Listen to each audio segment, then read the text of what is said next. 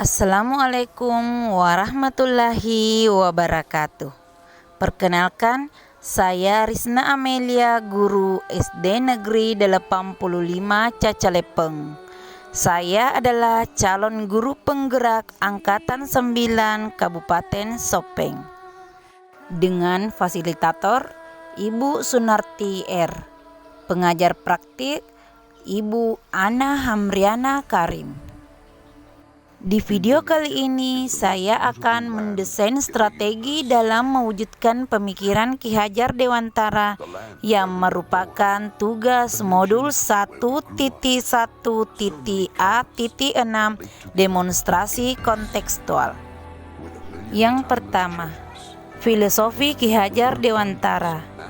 Ki Hajar Dewantara menjelaskan bahwa tujuan pendidikan yaitu menuntun segala kodrat yang ada pada anak-anak agar mereka dapat mencapai keselamatan dan kebahagiaan yang setinggi-tingginya, baik sebagai manusia maupun sebagai anggota masyarakat.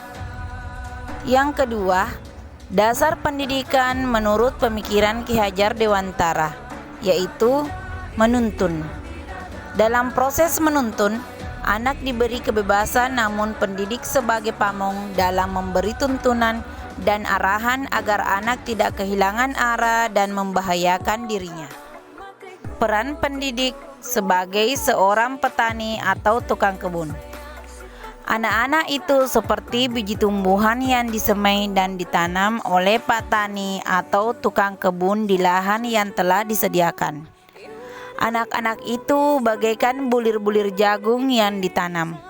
Bila biji jagung ditempatkan di tanah yang subur dengan mendapatkan sinar matahari dan pangeran yang baik, maka meskipun biji jagung adalah bibit jagung yang kurang baik atau kurang berkualitas, dapat tumbuh dengan baik karena perhatian dan perawatan dari Pak Tani atau tukang kebun. Demikian juga sebaliknya. Budi pekerti. Menurut Ki Hajar Dewantara, budi pekerti atau watak atau karakter merupakan perpaduan antara gerak, pikiran, perasaan, dan kehendak atau kemauan sehingga menimbulkan tenaga. Budi pekerti juga dapat diartikan sebagai perpaduan antara cipta kognitif dan karsa afektif sehingga menciptakan karya psikomotor. Kodrat alam dan kodrat zaman.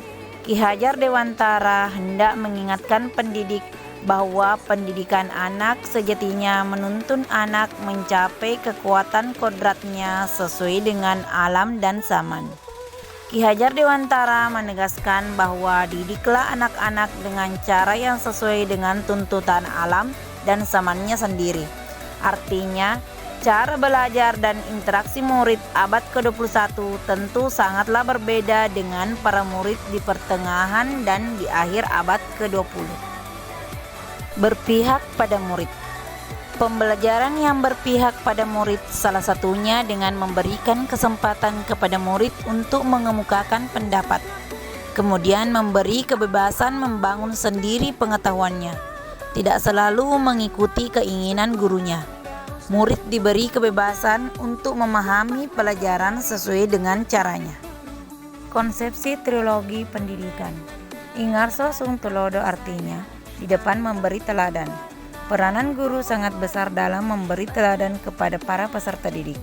Ing madyo mangun karso artinya di tengah membangun keinginan.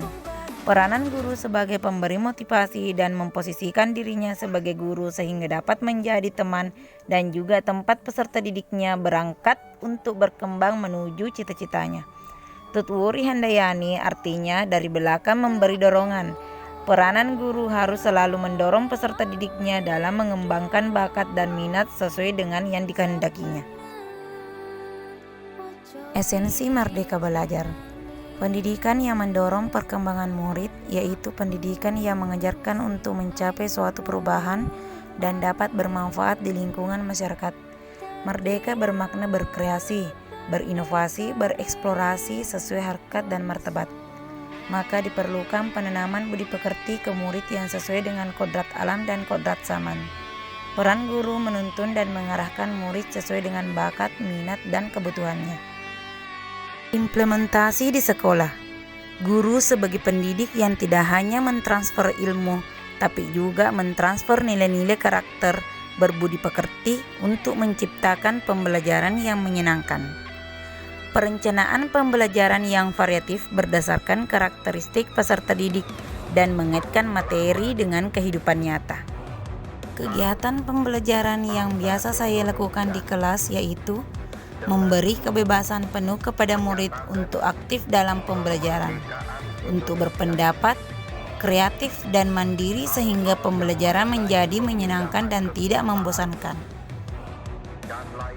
Pembelajaran juga saya berikan di luar kelas seperti perpustakaan, depan kelas, dan halaman sekolah. Dengan belajar di halaman sekolah, peserta didik dapat mengetahui secara langsung keadaan yang sebenarnya dan pembelajaran dapat menjadi lebih menarik.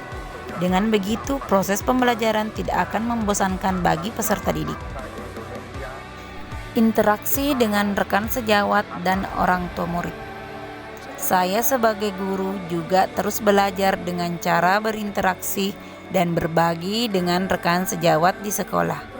Saya juga selalu membangun hubungan dan komunikasi yang baik dengan orang tua murid, baik secara langsung maupun melalui komunikasi media sosial, yaitu WhatsApp dan FB.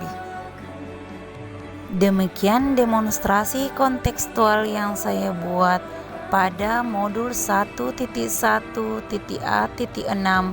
dengan mendesain strategi dalam mewujudkan pemikiran Ki Hajar Dewantara. Terima kasih.